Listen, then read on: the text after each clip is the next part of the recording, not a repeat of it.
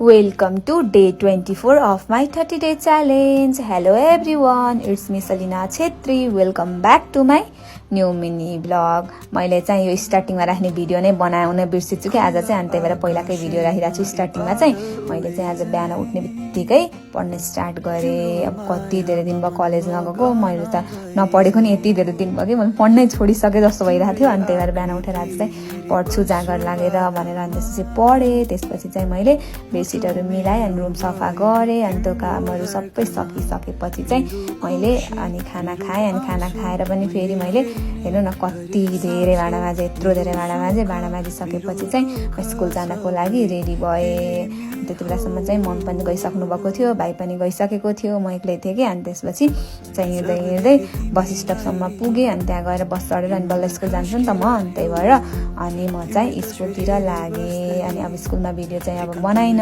त्यसपछि चाहिँ यो चाहिँ स्कुलबाट फर्किँदाको भिडियो हो।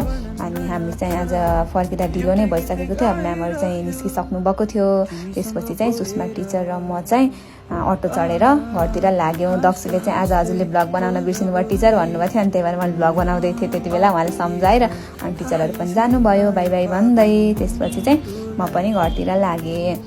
अनि घर आएर मेरो अलिअलि कामहरू थियो सकेर फेरि आसामको घर जाने काम थियो कि मेरो। अनि त्यही भएर गएँ। अनि त्यहाँ गएर अनि म्याम हुनुहुँदो रहेछ नि, एकछिन वेट गरेँ उहाँलाई चाहिँ, उहाँले फेरि जानुभएको रहेछ। त्यसपछि चाहिँ उहाँसँग बसेर त्यो कामहरू सकेर म चाहिँ घर आएँ। यसरी हाम्रो दिन बित्यो। Thank you for watching.